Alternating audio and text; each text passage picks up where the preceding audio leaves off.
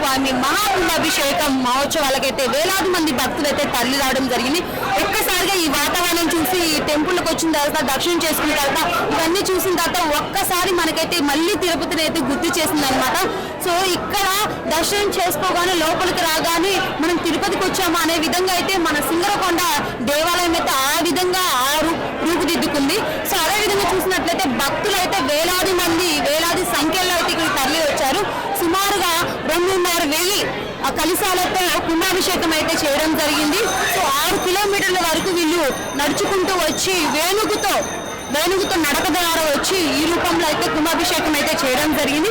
అదేవిధంగా భక్తులు చూసినట్లయితే ఏర్పాట్లు అయితే చాలా ఘనంగా జరిగింది. అది కూడా మన ఈవో గారి ఆధ్వర్యంలో ఏర్పాట్లు అయితే చాలా ఘనంగా జరిగాయి. భక్తులకి ఎలాంటి ఇబ్బంది లేకుండా వాటర్ సౌకర్యములు కానీ అదేవిధంగా వైద్య సౌకర్యం కానీ ఇటు చూసినట్లయితే బయట ఫుడ్ కూడా సో దగ్గరగా ప్లేసెస్ అయితే ఫుడ్ కూడా ప్రొవైడ్ చేయడం జరిగింది.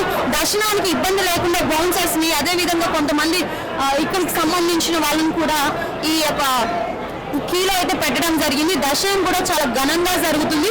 ప్రశాంతంగా దర్శనం చేసుకుంటూ వాళ్ళకి నచ్చిన విధంగా దేవుణ్ణి కోరుకుంటూ వెళ్తూ ఉన్నారనమాట. ప్రజెంట్ అయితే మన సింగరకొండలో శ్రీ ప్రసన్నాంజనేయ స్వామి దేవస్థానం దగ్గర అయితే ఈ మహోత్సవాల దగ్గర అయితే ఈ విధంగా ఇంత ఘనంగా అయితే ఏర్పాట్లు అయితే జరుగుతున్నాయి.